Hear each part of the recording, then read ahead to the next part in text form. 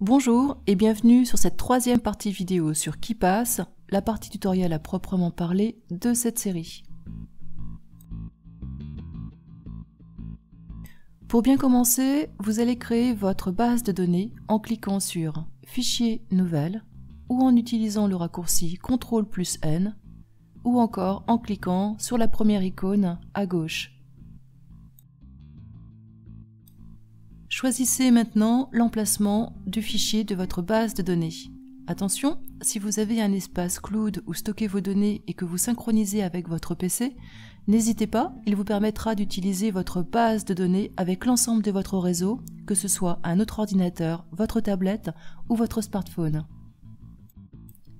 Donnez-lui un nom. Pour cette démonstration, je lui laisse le nom par défaut et observez que l'extension de ce programme est KDBX.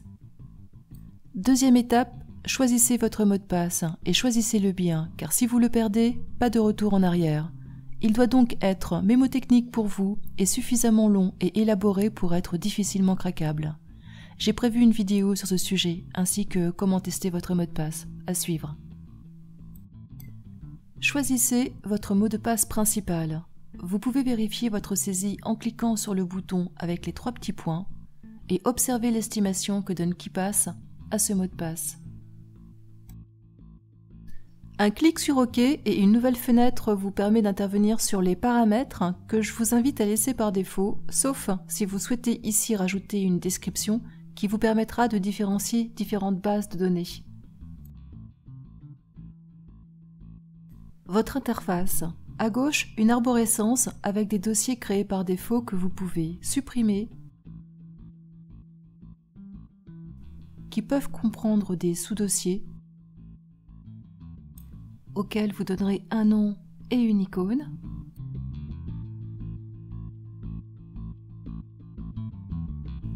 Que vous pouvez déplacer. Ces dossiers vous permettent de trier et de ranger vos mots de passe par catégorie. Vos mots de passe, ce sont des clés que vous allez insérer dans vos dossiers. Voici un exemple, comment procéder. Mon amie Elisabeth va ajouter une entrée, soit créer une clé dans son dossier Internet pour sécuriser son log sur le site d'Amazon.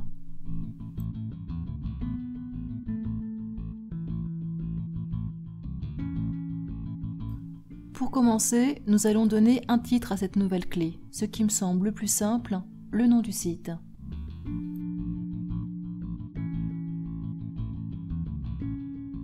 En deuxième, je vous conseille l'URL. Copiez-la depuis votre navigateur jusque le champ de saisie de la boîte de dialogue. Et maintenant, inscrivez-vous ou lancez une procédure de modification de votre mot de passe si vous avez déjà un compte. Pour la saisie du mot de passe, nous le copierons depuis KeePass. Vous pouvez décider d'accepter le mot de passe qui vous est proposé ou d'utiliser le générateur de mots de passe du logiciel.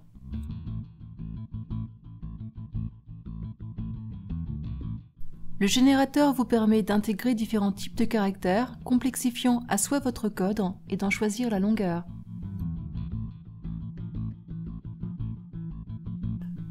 Je le copie dans mon formulaire Amazon.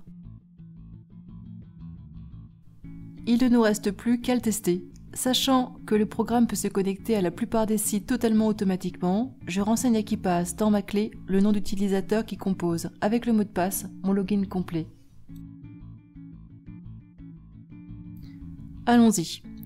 Je positionne mon curseur sur le formulaire de connexion d'Amazon. Et depuis KeePass, via le menu contextuel que j'active avec le clic droit de ma souris, je choisis l'option « Exécuter la saisie automatique ». Le bonus depuis KeePass. Vous pouvez vous connecter avec le navigateur de votre choix et ouvrir automatiquement l'URL de n'importe laquelle de vos clés. Vous venez de voir comment créer votre base de données et une clé. La prochaine vidéo vous en dira plus sur votre interface et la connexion automatique sur vos sites internet. Aussi, à bientôt pour cette nouvelle vidéo.